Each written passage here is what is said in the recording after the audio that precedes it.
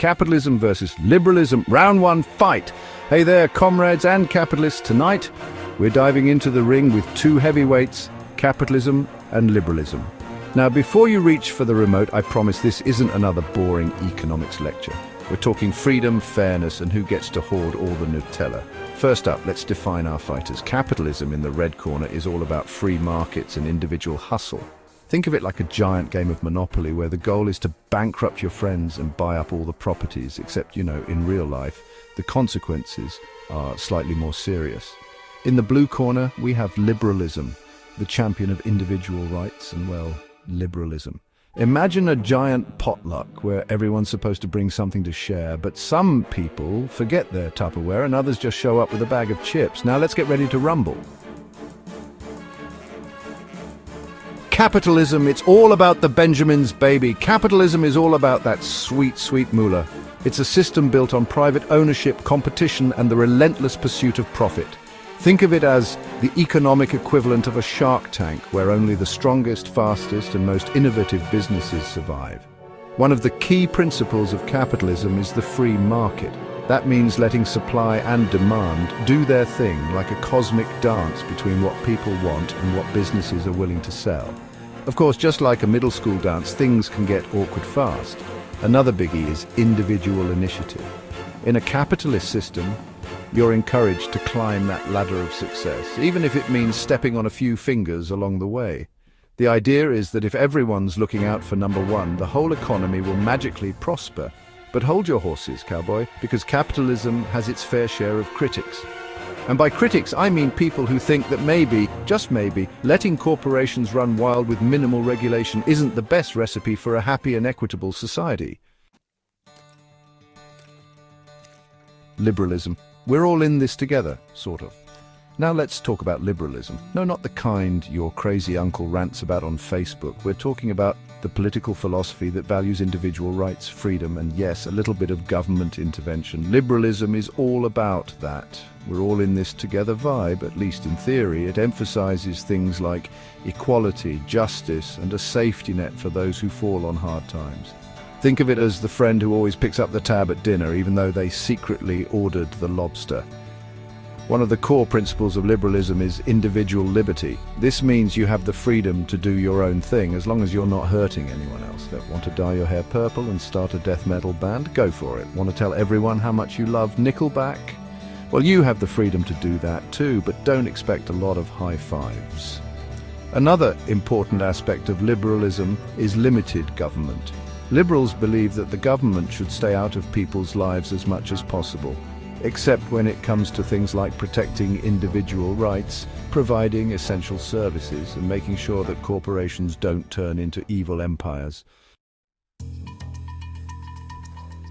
The upside of capitalism, making it rain.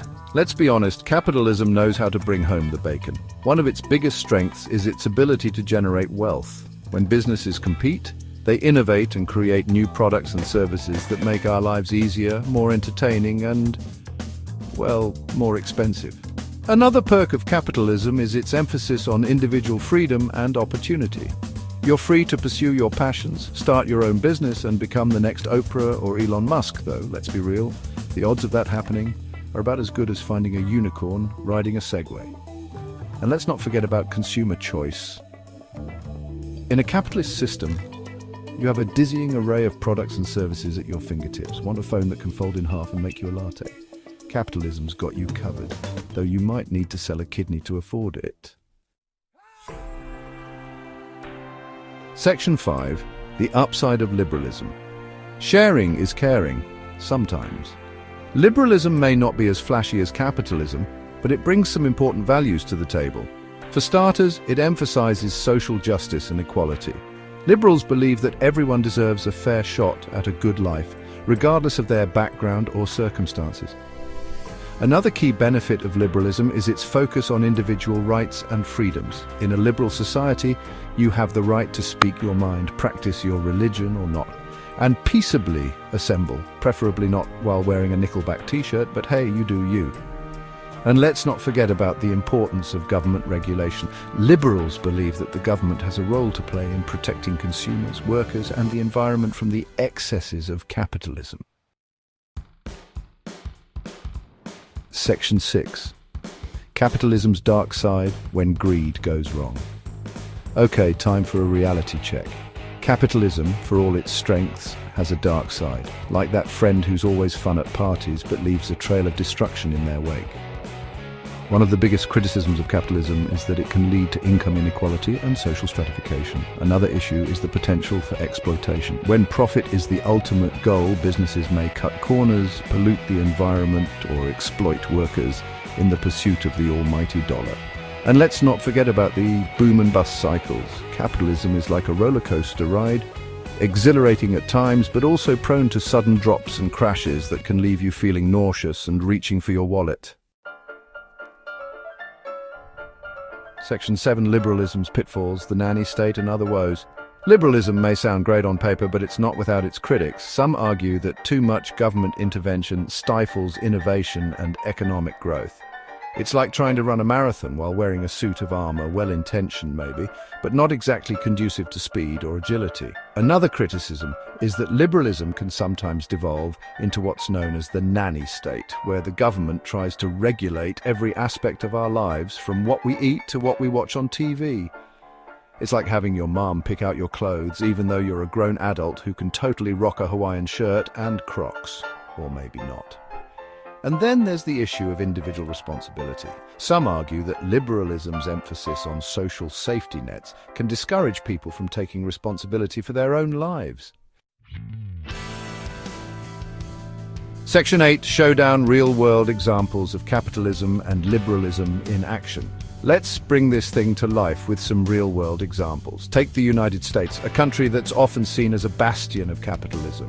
You've got a free market economy, a strong emphasis on individual initiative, and more billionaires than you can shake a stick at.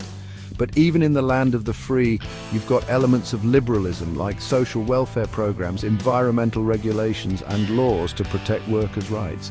On the other side of the pond, you've got countries like Sweden, often held up as examples of social democracy. They've got a strong welfare state, universal health care, and a commitment to social equality. But even in Sweden, you'll find elements of capitalism like private businesses, a stock market, and people who are really into ABBA. Section 9, and the winner is... Spoiler, it's complicated. So, who wins in the battle of capitalism versus liberalism? The answer, my friends, is about as satisfying as a fortune cookie that says you will receive a fortune cookie. It's complicated. The truth is, most modern societies are a mix of both systems, like a political smoothie with a dash of freedom, a sprinkle of regulation, and a whole lot of economic anxiety. The real question isn't which system is inherently better, but rather how we can find the right balance between individual freedom, economic growth, and social responsibility. Now, if you'll excuse me, I'm going to go ponder the complexities of the global economy while enjoying a delicious capitalist-produced burrito.